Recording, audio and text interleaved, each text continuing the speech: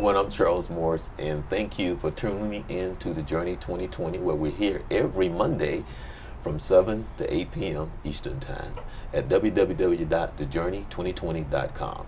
And I have a special show for us today, and as you know, as I said, all of February, we're going to be doing some history, some Black history for Black History Month. And I am so blessed today because I'm hanging out with somebody that I usually hang out with to get a good meal.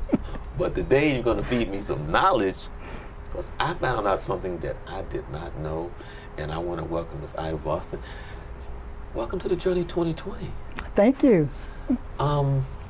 We've been knowing each other for some years, and I had no idea. So you're going to educate us today on some things that I did not know. So I'm kind of coming to you cold because Angela kind of gave me a little brief something. And when she said what she said, I got to talk to Mama. Oh, right. Great. I know you from Angela Adams. I think that's where I know you from because I've been knowing you for some years now. Yeah. But I didn't know your history. I know your spirit, and I know that you can cook really well. Thank you. But I have no idea where you're originally from. So where are you from originally? Alabama. I was born in Louisville, Alabama. That's right out of Dothan, Tuskegee. Louisville is right between Eufaula and Dothan, near Tuskegee.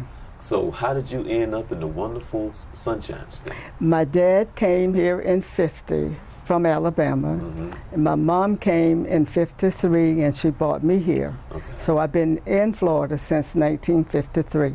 Okay. Now, for those who don't know, here is not to Oviedo or anywhere in Florida?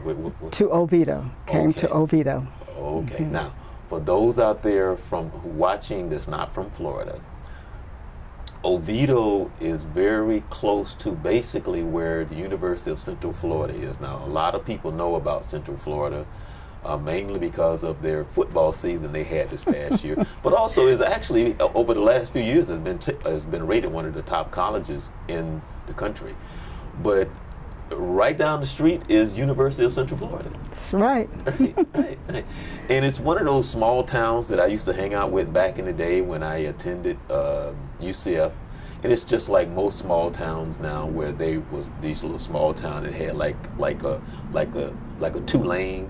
But now, right. I mean, right. But now it's like growing and continuing to grow. It's like, from what I know it to be back in the day when I was attending school.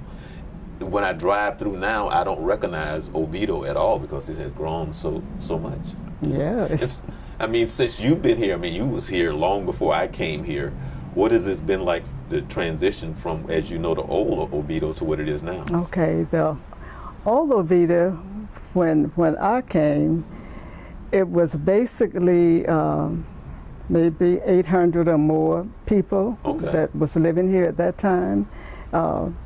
More blacks than white. Oh, really? See, that's something that I learned. I did not. Blacks than white. I did not know that. But now there are over 35,000 people living in Oviedo. Okay, and this is Seminole County. This is Seminole County. Seminole County. Seminole County, for those that don't know, is right next to Orange County, which is Winter Park, Orlando, Apopka, so on and so forth. But mostly people know it as Orlando. Seminole County is also known for Trayvon Martin because that's what Sanford is. Sanford is in Seminole County. So if you think of Sanford, that's Seminole County. So it's a lot of times you could be in Orange County and thinking you're in Seminole County and vice versa. So that's how some places are. You can kind of, because a lot of times people now will say something like UCF is in Orlando. But it's actually, it's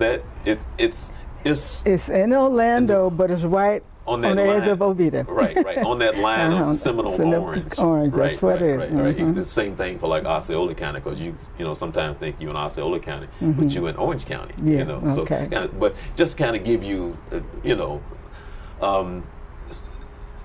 seeing how close it is to Orlando, Yes. and which is about, you know, like back in the day, I probably could leave downtown Orlando, get on the East-West Expressway, and could be here in 20 minutes. Yes. Really. Yes.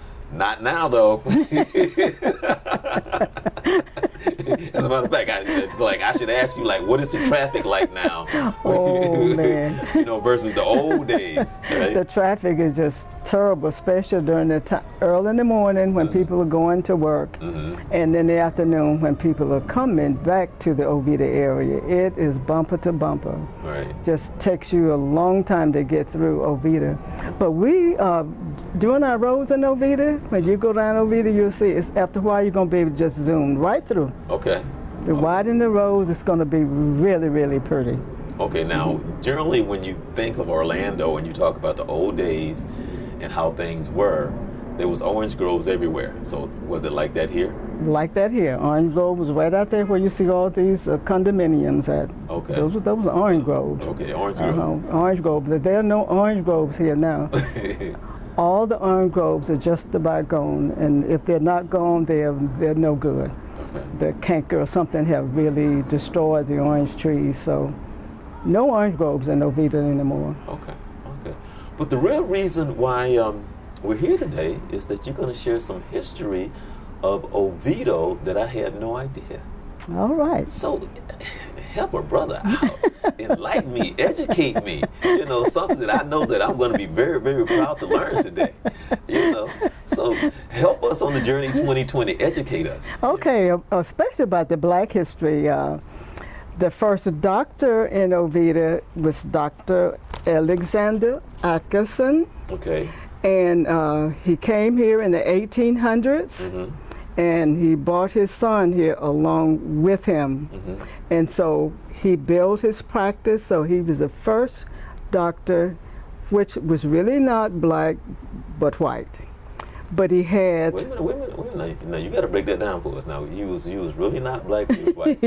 he was white. Okay. He was white, Okay. but he had 3 black children that was free from slavery when he came. Okay. So, and his name was Atkinson, but this is P.P. Boston, which is the son that he brought from Georgia along with him when he came to Florida. Okay, so wait a minute now, because see, I'm trying to put the dots together. Okay. Okay, so he carried the last name Boston, but he carried the last name Atkinson. Okay. Atkinson. He did not, when Boston came, he did not want the slavery name. Atkinson is a slave name. Okay. So he chose his name, which he chose Boston for his name. So that's how the Boston name came into existence. Okay. Okay. Okay. Okay. All right. Okay, so that's his son. This is the son. Okay. And this is the one that we are connected with. Okay. My husband. Okay. This is my husband's granddad. Okay. Okay. And this is my husband's great granddad. Okay. Okay. All right. All right. Okay. Yeah. Okay. All right. And this is the family. This is wow, them oh wow, that's a cool picture. when they were all young. Wow. Now how cool is that? I think it's real cool. That's a nice picture. Wow. Okay. Okay.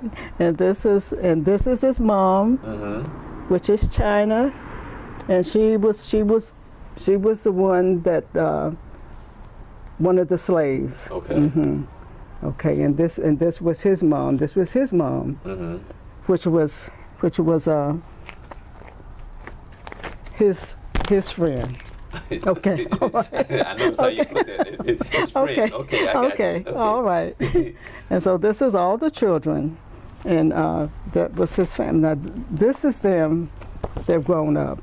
They're Okay. all men's now. Okay. Okay. Okay. So he's the father of all of them? He's the father of all of these.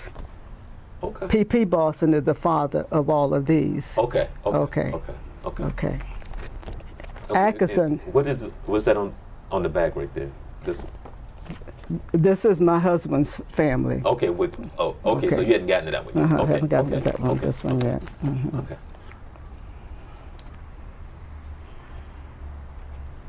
Yeah. And this is the last son of P.P. Boston, and he passed away a couple of years ago. I see. So all of them have passed away now. So when he passed away, he was 99. He passed away in June. He was going to be 100 in August. Okay. So, and he lived in Baton Rouge, Louisiana. Okay. This is the home that all of them was raised in. Okay. All of the Here in Oviedo. Here in Oviedo. Okay. Right down the street from where we are now. Okay. This home was there. Now, is the home still there? No. Okay. The Canterbury Retreat is there now. They sold the property and tore the home down and sold it to the Canterbury Retreat. But in this home, there was 17 rooms that P.P. Boston and Alexander Atkinson had built. Every child had their own personal room in that home. So they grew up loving each other and stayed in that home until the home was destroyed. They would really come home during the holidays or during the summer and live in that home until it was torn down. You said something that I did not know, and that was that there was more blacks here than there were whites. And when you think of some of the little small towns in the South, that's the first one that I know of personally, that I am aware of. In the 1800s, there was more blacks here in Oviedo than it was white. Well, other than, like, for example, here in this area, we all know about Eatonville. Okay, definitely, one of the oldest incorporated black cities, in America. But I did not know that about Oviedo. And so, as far as being here in the South, in Oviedo, in the South, in the orange groves, what was it like, or take us through how he became the doctor, or how did that transpire, or what happened through his history that he even decided to become a doctor, and what was that like here in this area? Okay, when he came from Georgia, he was a doctor. Okay. He was already a doctor. So now this is Alexander Atkinson. Okay. He was a doctor. Okay. He was a doctor. He was when he came here, he was the first doctor that they had here in Oviedo, and he opened up a practice, and he had a little store as well. Okay. And so this is when there were more blacks than there was here whites at that time. Okay. So with him being see now it's starting to make sense to me. Because he came here as a doctor. Do you know where he went to school? No, I don't know where he went to school. So how was it for the family, and how was it for them being who he was, and how they saw themselves here in this little small town, and how on the outside they may have been seen, or how he was seen? Okay. Because I'm pretty sure that him being where he was, and he probably treated a lot of people of color. And I don't know if his clientele were more whites than black, or more blacks than white. I don't know if you have any. I don't know that either. I just know when we found out about that he was the first doctor in Oviedo. It was kind of upsetting, because I was when I found out, because the family didn't realize, another one that were living did not know that Really? he was the first doctor in Oviedo, until we had him at our historical society meeting. One of the doctors gave his presentation, and so he started off with the doctors that were in Oviedo. And when he named Alexander Atkinson, I was at that meeting, so I raised my hand, because that name is not a familiar name, not even now, as Atkinson, So I mean, was he distant from? No, he wasn't distant. It's just that the generation that was still living was not aware of him being the first doctor. Oh, okay. So they didn't recognize him as being the first doctor. We did not know that, right? But the white did, and because he was considered as white and really not black. Okay. Okay. Okay. I mean, so I don't think he probably didn't have a hard time with the patients. So I assume he had black and white patients. I assume that. Now I don't know that because I don't have anybody to tell us anything about the doctor part no more than I know that he was the first doctor and he had a doctor practice and he had a store. Okay. Okay. And then after when the freeze came, then he left, and he left P.P. Boston with everything that he had accomplished here. The orange grove, he had a big orange grove on all the land going back this way. He owned it from Mitchell Hammock Road all the way back up to Chaplin Road. All that land belonged to Alexander Atkinson, and he gave all that land to P.P. Boston. Okay. So that's how he became well known. Okay, so it's as far as the family, and because when it comes to our history and family, especially when it comes to slavery, and because when it comes to the research, and we're trying to find where we came from, and I'm trying to ask how can I ask this question? Was he married? Was he married? No. No. No. Okay, so he wasn't married. He was not married. No. Yeah, but when he left Georgia. When he left Waverly, Georgia, he came with his children. So 3 of them. Okay. So 2 lived in Sanford, and then Atkinson, P.B. Boston lived in Oviedo. So now the 2 in Sanford was known as Dolly Pott. The other one was Washington. So they both lived in Sanford.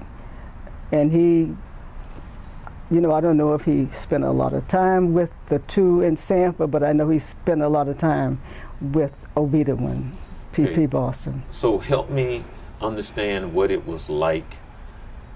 Was Oviedo the typical southern town? Did you have to deal with anything like the KKK and the typical racism that the South is known for? Yes, we did. We dealt with it. We couldn't go. They had a nice little drugstore when I came. They didn't want us in the drugstores. We couldn't go to the schools here in Oviedo. We couldn't go into the barber shops. We couldn't swim in the swimming pools. We couldn't do any of those things in '53 when I came here. Okay. But then the end part of the '50s and the first part of the '60s is when Oviedo Citizen in Action was organized. Okay. And then we began to fight for our rights. Okay. So now, kind of take me down that road, and whether it's a sad story, in reference to some of the things that may have happened, some of the things that you may have seen, or some of the positive things. Can you kind of take me down that road? It wasn't a sad thing. I guess it's something that we just was kind of used to. We know how to survive. We went to school. We had one elementary school that the elementary kids went to, Okay. and after that they also went to the junior school as well. But then after we had to go to Sanford to high school, to Crooms Academy, and we had to catch the bus because we couldn't go to the high school here in Oviedo, and we couldn't even go to the white elementary schools or the white middle schools in Oviedo. Okay. So we had to go. We had our own black school for the elementary and the other students, but high school we had to go to Crooms. Now, the more I talk with people like yourself, and I've learned so much. I've always known the history of Jones High School in Orlando and what it meant. Were you aware of Jones High School at that time and how it was from 1st through 12th grade, and that's the only school in that area that blacks had to go to? Yes. Did you have any friends that went to Jones, anything like that? Yes. One of the guys on this picture was the principal of Jones. Oh, really? Cecil Boston. Are you familiar with him? No. Okay. Well, that was P.P. Boston's son. Okay. And he was one of the principals at Jones High School. Now you said starting in the 60s, that's when things started to change. Change, yes. And can you kind of take us through that change a little bit? Okay. The change, I could say the barbershop, we couldn't, they tried to get the guy in the barbershop to cut the men's hair. And so when they would come in, he just wouldn't do it. He would just close the barbershop up. But he finally said that he really didn't know how to cut blacks' hair. Well, that was my first question. I was going to like, how you gonna go to this man and you know he didn't go to Bible school and there was some little black kids there, So that was my first question. And like, okay, and be like, maybe that was one of the reasons why he was closing the door, because I don't know how to do this. But at first, instead of just saying that from the get-go, he didn't say that. He just said, you're not supposed to come in here, Right. You have your place to go. And the drugstore was the same way, but Reverend Brody and some of the other members of the church decided they were just going to sit at the counter anyway. And so that's how they just kept going. They wouldn't stop going. So they finally decided they were just going to serve them. And then eventually the school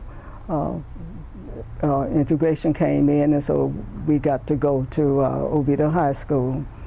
But a lot of things but they weren't comfortable. They didn't want us there. The swimming pool, they even covered up the swimming pool to make sure that when they integrated the school. Oh, okay. Then there was a nice park, Riverside Park. It was a nice park which had a big, huge swimming pool there. So the school was integrated, so now we could go to the park as well.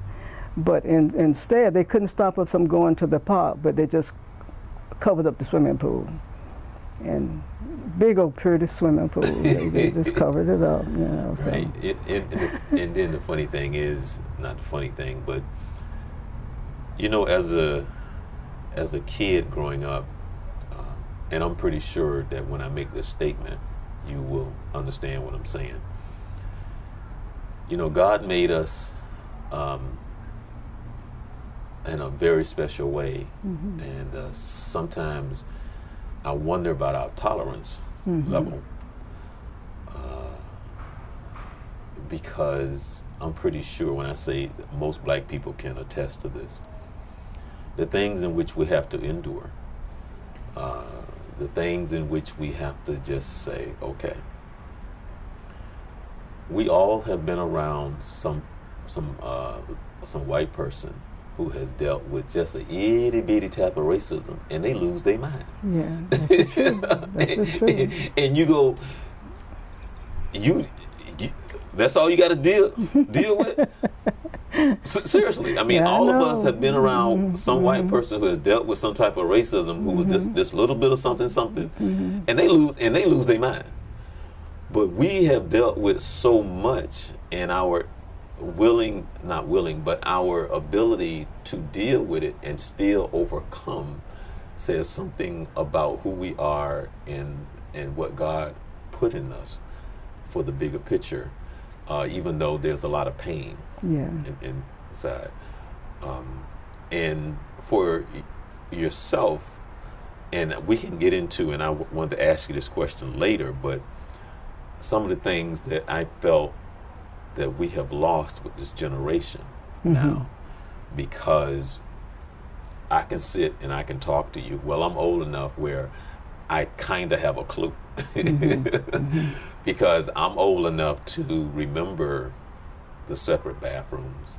Of course, I'm old enough to remember black and white TV. Yeah. And I remember when there was only 3 channels. Yes. And I remember when there was AM radio and you turned it down, you know, that kind of stuff. Yes. And the antenna. And I can remember being the remote for mom with the pliers to turn the TV. Yes, okay. All right. So I'm old enough to remember all of that. But there's something that has been lost. And we can sit and we can talk about that, but there's a gentleman that I meet with who deals with young fathers, and we constantly talk about how we have failed this generation for whatever reason, because these young people are coming up and they don't understand the struggle. Like, and just to kind of, I'm skipping over a lot of stuff, but not about last year I invited a gentleman, a football player, the first black starting quarterback in the NFL, a gentleman by the name of James Harris. At the time he was playing for the Los Angeles Rams. Okay. Back then, those days, there was no black starting quarterback nowhere except if you was at a black school. Yeah. They wasn't about to have no black quarterback do nothing. But nowadays, there's black quarterback everywhere. And so when I introduced him at this Little League football banquet dinner, you know, a lot of mothers are in 25, 30 years old, and they used to sing, you know, these kids, they used to sing. As a matter of fact, they had Florida State quarterback there as a guest as well. He's a black starting quarterback. So when I introduced him, I knew that they really didn't know the significance of this man and who he is. Yeah, and I had to tell them as he was walking up to speak, stand up. Y'all need to recognize this man because this is history, and he started it, but they have no clue. That's just a small tablet of something that you went through and the people before you, and all of that in our history that they look and they have no idea as we celebrate Black History Month, and for whatever that means to some of us or all of us. But for you to be able to have and tell your story, and it's people like you that I often would say, if you could sit and spend 30 minutes talking to the generation now, where would you start? No, I'm serious. Where would you start? I mean, how would you want to tell your story? Being a person of color, a woman, and seeing the things that you saw, and being where it helped build you and understand, but because it has to come from the inside. You know, it's kind of like, because of what I learned from my pastor, and I'm all over the place right now, but it's kind of like a church that preach prosperity.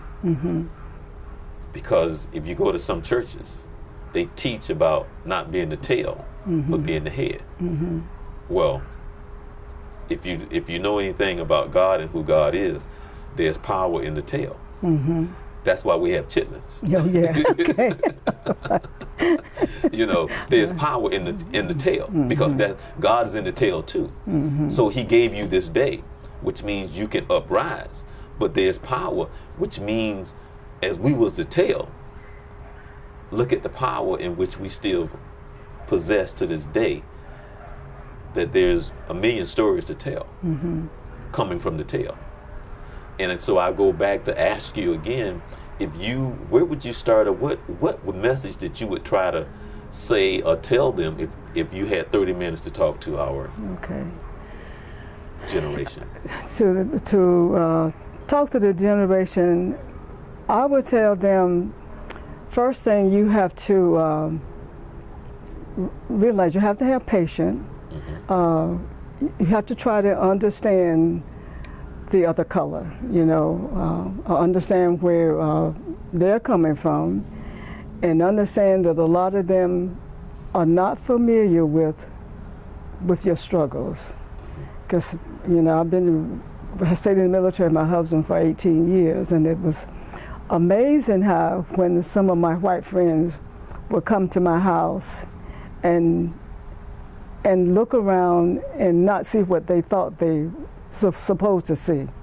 You know, they didn't, because they had been taught that we were ugly and dirty and didn't care about stuff. Wow. So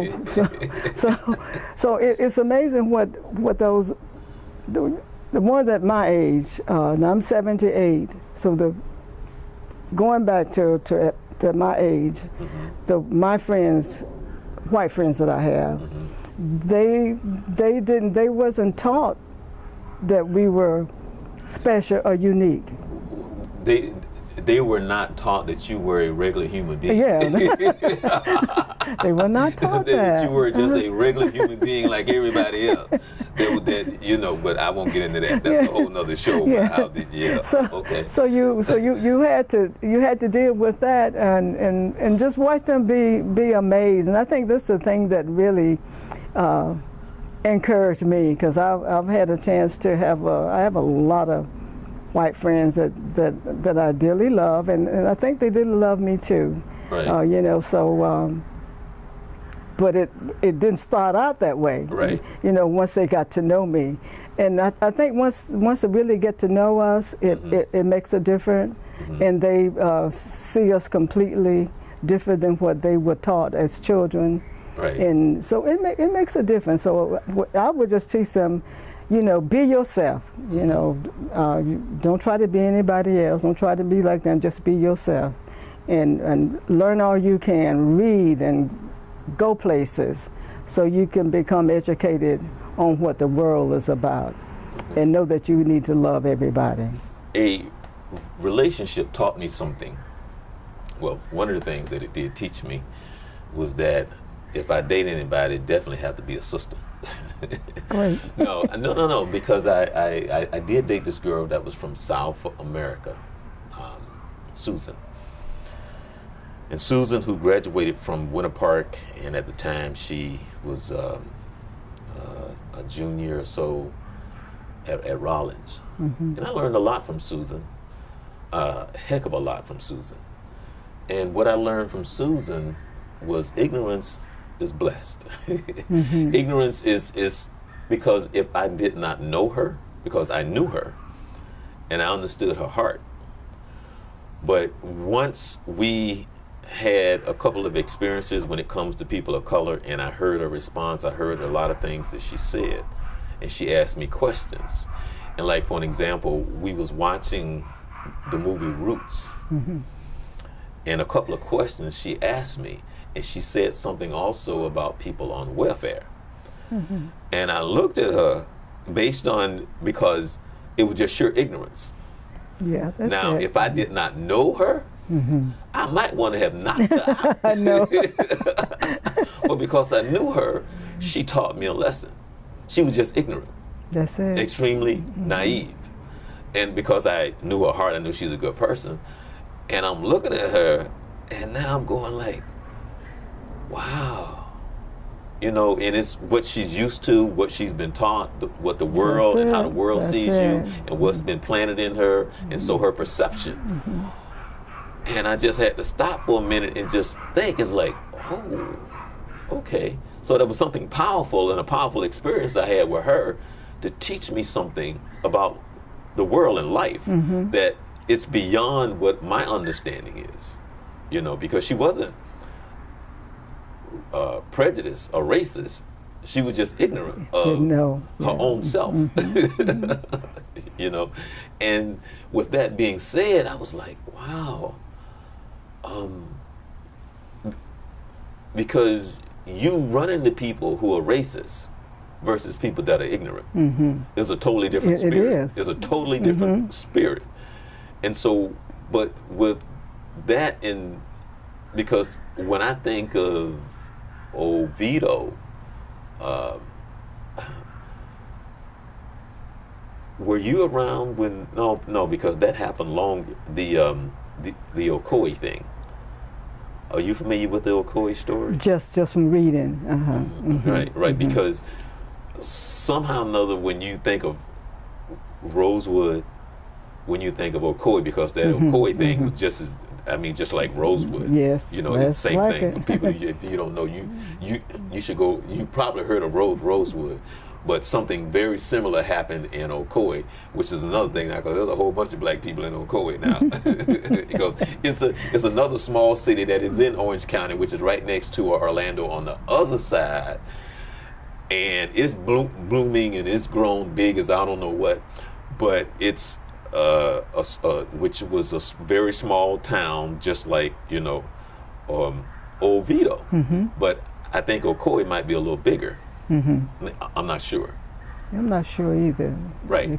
But when you think of, like, for an example, when I think of Oviedo, for some odd reason, when I think of these little small towns in the South, especially this far south, that's the first thing that comes to my mind when somebody say, well, Oviedo, Orange Grove, small town in the midst of the deep South, and you think of Rosewood, you think of Ocoee, and I'm thinking of when I asked you about some of your experiences and the things that you saw when it comes to the KKK and how you couldn't do this, how you couldn't do that. And I just had someone on my show recently who I'm going to ask him to come back on, but even though he said he wouldn't say it, but you and I both know it is to be true, he retired from the military. But he retired at a very high rank. And he said, I thought when I was in the military, when I was coming up, I thought my middle name was the N-word. You know, so you and I wouldn't be surprised by that. You and I both know that that's just a common thing. But he said something that was very important. He said, what made him different, good, bad, or indifferent? Because for the better for him, one of the few blacks in all of the military to retire at that high rank, he said what made it different for him was he came from the South. A lot of the guys that was with him that were black was from the North. Now, when they heard the N-word, their response was totally different. That's right. Okay, he responded differently than what they did. So their experience and how they handle things and his mentality, because coming from the South, he was used to it. And not saying that it's a good thing, but he heard it, so much that even though it may have hit a nerve, but not like the nerve it hit you if you was from up north. Yes, okay. Okay. And so he said he said that's what he thought that really made the difference, and why he was able to push through where some of the others didn't make it. Or they left. So it's little stuff like that. And for people who, as we hear about this generation now, as I hear you tell the story, and I know that there's more in that story that I know that you can share with us as far as the history itself. And the family, there's still family here. What's the family that's still here in the area? Oh, the only family here now from the P.P. Boston family is my husband and his brother. So those are only two close ones, but a lot of cousins that here. So most of the rest of the family are all cousins now, but they're scattered over the United States. So, and it's not a whole big family, because their children, P.P. Boston children, did not have a lot of children. So my husband, dad, is the only one that had 8 kids, but the rest of them had no kids, or they had 3, 1 or 2. So it was never a big family, but now there's a lot of cousins around, but only 2 that's here now. That's Russell Boston and Orion Boston. Which is your husband? My Russell. husband Right. And his brother.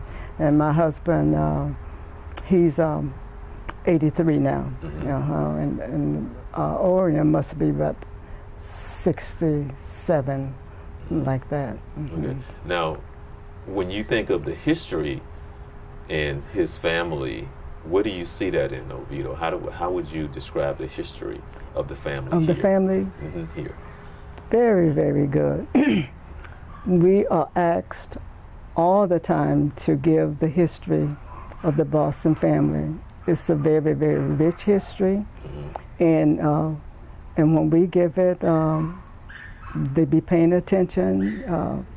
Most of them can't believe, that he had all the stuff that he had back at that time, time of the year in the 1800s and on up. He was, P.P. Boston was very unique. The whites loved him, came to him for information, direction. They named there's a Boston Street, there's a Boston Alley, there's a Butler Boston Project, Wow. the Boston Cemetery, the Antioch Missionary Baptist Church started off with P.P. Boston. So the name is very, very well known. So, and very, very respected. And by him being so respected, all of us are respected as well. Okay. So the place is altogether different from what it used to be. Most of the older ones had died out, that didn't particularly care for the blacks. And and the generation that's here now, most of them are from other parts of the United States, and they are very acceptable. We don't have any problems. It's just all of us get along really well together. Right. If they're prejudiced, they don't show it. Right. And so and that's a blessing. Now for you who we briefly talked about it, but like for myself, I mean, I've come here. And I remember being able to sit here right where I'm sitting now and look to my left. And I used to see something that was totally different now, because now when I look to my left, I have no idea where, I'm at. So what is that like for you? Because they just built, what is it, condos? Yeah, those are condos. Right. And so that used to be something totally different. Totally orange road. Right. Used to be, so what is that like for you now? My husband don't particularly like it because he said he can't see the missiles and stuff going up now. Right. But I kind of like it. It's this is the new Oviedo. This is the new Oviedo now. If you go through it, the town is here. So it's just in walking distance. So I know we get letters all the time. They want to buy this property, but I know they want the whole thing, and only somebody want to sell is they laid it down on the end. So, but it don't bother me. It looks nice, and the neighbors are very, very nice. I don't have any problems with any of them. They all stick to themselves, and so, but they will speak and smile, and only thing you get used to seeing all the dogs. All of them got dogs, but they take care of the dogs, walk them on the leash, and so there's no problem. Okay, now this is my favorite question. I love asking this question. Did you ever think you would see a black president in the United States of America? Oh, Lord, no. I love asking that question. I asked my father that question. And I just hate that my mother didn't live long enough to see that's what I was different to tell you. My question is, did you think that you would ever see a black president in the United States of America? I am so proud of him. I say everything I see of him, I cut it out. Yeah, this is really, really nice. He has made a difference in all of our lives, even the white people's lives, really. So no, I never thought that. I'm so glad I'm able to live to see it. Okay. Just a blessing. Describe to me, back in 2008, what was that like when it was announced that he had won? Can you kind of tell me what it was like inside, spirit-wise, just what that felt like? It was unbelievable. it was so much joy until you just couldn't hardly breathe, thinking, oh man, this really took place. Can you believe it? Right. And then the second term went around, oh my goodness, you know, I kept thinking, oh, I don't know what's gonna happen, because I work at the poll. And so when I left, when we got everything all cleaned up, when I left, you know, I didn't know exactly what was going to happen. I said, well, I'm going to be prepared to stay up until 2 o'clock, 3 o'clock, because that's the time, you know, they really announced that you had won. But he had won before 11 o'clock, you know. So I went to bed, and it's just amazing, really. Just. Well, see, I've tried to describe to people the best of my ability, because there are people who will look at that and see it all for what it's really not, because they'll make it this black man president, or try to make it a black thing. But when you understand who God is, oh man, and when you understand your walk, and when you see him doing things from a spiritual standpoint, and you saw all the things that has transpired for him to get there, it has nothing to do with politics. It has to do with you seeing God doing what he does to show you, I am God. Yes. You know, people want to make it this black and white thing. Yeah. You know, and it's like, no, him being in that position has very little to do with what you're talking about. He could be the worst president on the planet. But I'm saying, yeah, that's the truth. You know, it has nothing to do with that. That's the truth. You know, and if you don't understand the spiritual side of that, if you don't understand what God is saying to you, I am able to do the impossible. Exactly. So when you don't understand that aspect of it, then that was why he had to fight the fight that he had to fight, even he was there. Yeah. You know, they're just saying no because he's a black man. He got to fight the fight just because he's a black man. Yeah, that's you know, it. It's not about the people. You know, that same fight that we fight all and every day. But to understand how he got there, and even on the way, things crashed. This had to happen when things looked like it was going to go to this favor. And I always say it's funny because McCain, and he picked, what's the name? Hillary. When he was running against McCain, but what's the name? Who the from Alaska? What was the name? Oh, shucks. Oh man. Oh, yeah, but, you know, yeah. Right. But even so, God put it in his heart to pick her. Could he have not picked anybody better that you could sit there and laugh at and make jokes? You know, even it got like when he was running the second time. I was so disappointed because she wasn't around, because I couldn't watch Saturday Night Live anymore to get some of the funniest stuff that I'd ever seen in my life. Oh, Lord. You know, so it was boring compared to her. It was different. It was really different. You know.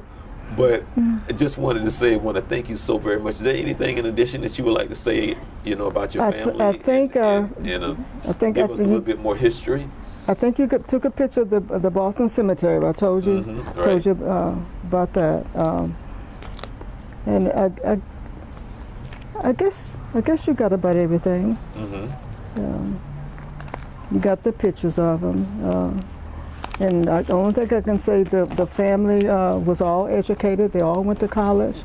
They all got degrees, became teachers, and one of the sons became a dentist, and he had his own office, and he lived in Kentucky. So they were just a blessed family from the beginning to the end, and blessed. And so we feel very blessed too. The two of us that's still here, you know, we feel very blessed. Have you ever thought about writing a book on it? People keep telling me to do that, but yeah, you should. You should. I mean, that's a legacy that will live on, forever. And I'm pretty sure there's a lot of things that you're not sharing with me right now, not purposely, but I'm saying when you start to sit down and think about it, and then when you start, one story lead to another story, like, oh, I forgot about that, so I'm, there's things that, that we should know because it makes a difference. Yeah. You know, every little story will touch somebody some way, yeah. in a different way. Because when I did do the history, I did the history book, and I gave one to every one of the sons' children, so they could have it, and they were so amazed because they didn't know anything about the history. So, and it wasn't easy doing, so I did that part, and it would be nice to write a book because there's a lot of stuff I could put in the book, but what I need to write a book about my two sons. Okay. Right. That would be a book, an unbelievable book. Right. But it'd be nice, Sometime I might do that, but I don't know. Now your mother, how old is your mother? She is 93. 93 years old? 93, yeah, she's 93 years old. Okay. She's, her eyesight is getting bad now, and she's getting around really slow, but her spirit is really, really good. So she's doing good. Yeah, because when Angela called, she answered the phone, and she said, I don't know where she is. She's not here. She probably riding out somewhere. She's probably out somewhere shopping. She don't like for me to go anywhere. She want me to stay in the house.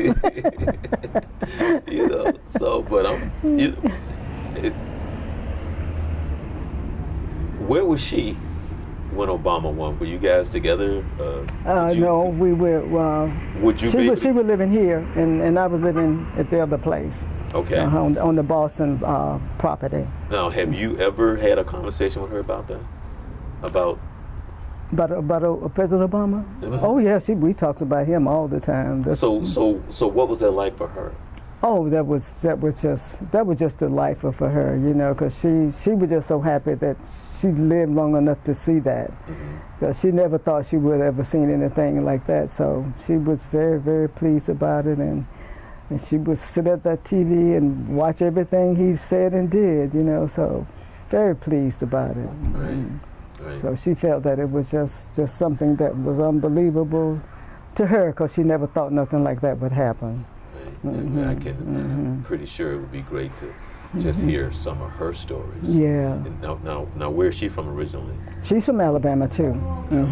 Wow. It's funny because my father was born in Mobile. Mobile? Okay, right. Yeah. All right. Yeah, him and his brother was born in Mobile, Alabama. Okay, all right. Yeah. That's not too far from home. Yeah. Okay. Yeah, and they eventually came to Jacksonville. Jacksonville, okay. Right, that's where I'm from. But but he was born in. And you were born in Jacksonville? Okay, yeah, all right. Yeah, born and raised. In Jackson, okay. But all right. And I can only imagine because when you think of Alabama, Mississippi. Yeah, oh yeah. Those were not easy states. Wow. It's, man, people have. Yeah, but we never had a hard life in Alabama because my granddad, he worked in Ohio, but he built his own home. So we had our own home, and we had our own farm, we had our own garden, so it was never hard there, and we went to school, but it was black school, we go to any of the white school, because there it was the same way it was here, really. If they had to, when they integrated the school, they closed the schools down, so even the. What was it like the first time you went to school with somebody that wasn't black? What was that wasn't like? Black. Well, see, when I never did. When all of my school years was in a black school. Okay. So I never had to. Okay. Only once I got grown and started taking some classes outside of the classroom was when I was with them. But from the time that I went into the military with my husband, I was always with them. I stayed active in the church activities, and they were those women and men were very, very nice. I had no problem with them at all. Now, I have a grandfather who was very historical. My grandfather was a little ahead of his time. Mm-hmm. He had like 4 bachelors, a couple of masters, and a couple mm-hmm. of PhDs, Mm-hmm. taught at Howard, was very instrumental in Edward Waters College, Oh, okay. maintaining afloat. Mm-hmm.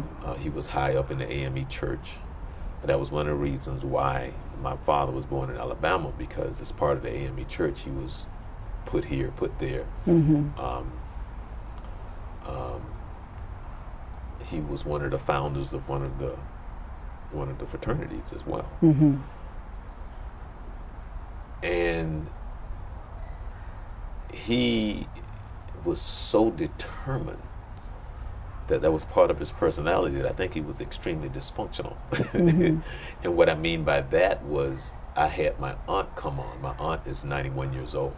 Oh, great. And she lived with him for a while, Mm-hmm. to answer questions to some of the frat brothers that may have had questions for her about him. Mm-hmm. He died in 1961. He was born 1891. And he was placed in a basement, and she said he almost went blind because they gave him these old books to study, Mm-hmm. but he had to study by candlelight. Mm-hmm. But he was so determined, and I think because of his struggle and how determined he had to be, I think he was trying to pull that out of everybody, because he was so about excellence, Mm-hmm. to the point that it was at a fault. Mm-hmm. You know what I mean? You know how you can be so driven, and you want everybody to have that drive, Mm-hmm. you know, and even to his children, even though they were high achievers. My aunt was a doctor, and I started out, the reason why I started to tell you a story was because my aunt, that's 91 years old, Mm-hmm. was talking about when she went into the military Mm-hmm. with my uncle, Okay. and how racist they were Mm-hmm. to him, Mm-hmm. because here he's fighting a war, and they're bringing in the enemy, and the enemy is walking through the front door, sitting down at the table eating. They feeding them in the back, handing That's them right. sandwiches in Back a in that bag. time, mm-hmm. You know, But they fighting. right? You know, and he got shot and all this other stuff, and this is what he got to deal with. And she's talking about how that was. Now his brother, who's a little younger, and I'm talking to his wife, how she said she helped pave the way, because by the time she got there, it wasn't like that for No. her. She has a different story than my aunt. Yeah. My aunt is 91. Now she just turned 80. Okay. Okay, now my aunt that's 90, I think she's like 92 now, has a different story than my aunt who just turned 80 like a month ago. Oh, yeah. Okay, so it's a totally different story. But the idea of how real it was, and they're telling the story about what it was like, and here you are, you fighting for your country, about to give, you could die, and you can't even walk through the front door. Sure enough, couldn't. It's I remember that. wow. So, but I want to thank you so very much for taking the time to sharing. Thank you for asking. I feel blessed. No, you bless me. You bless our viewers. You help educate me, because I learned something new about Oviedo. I thought I just came here to play Santa Claus a long time ago, and that was it. See, I didn't know when I came in, I played Santa Claus, that I knew that I eventually would know, so that somebody would teach me so much about history here. Okay. And I hope to find those pictures, because there's some pictures of me somewhere playing. Playing Santa Claus? Mhm. Oh, really? Okay. Yeah. The next time you talk with Ernestine, ask about me coming to play Santa Claus. I certainly will. Yeah, I've been knowing her for years. Okay, Yeah, that's ask nice her. to know. I don't know how they talk me into doing that. I have no idea. I'm still trying to figure that out. I know I saw you there. So. Oh, playing Santa Claus. That was back in the 80s. Back in the 80s. Okay. Right, yeah. But thank you so very much, and I will make sure that I will get you a copy of this. Okay. And love I that. want to thank you. Okay. All right. I want to thank you so very much for joining us here on thejourney2020.com. where we come to you every Monday from 7 to 8 p.m. As I always say, every week, reach out and touch someone or call someone that you haven't talked to in a while, whether it's a family member or a friend. You know, it's a great thing when we can be forgiving. It makes a difference. So with that, I would like to say enjoy the rest of your week. I'm Charles Morris. You be blessed.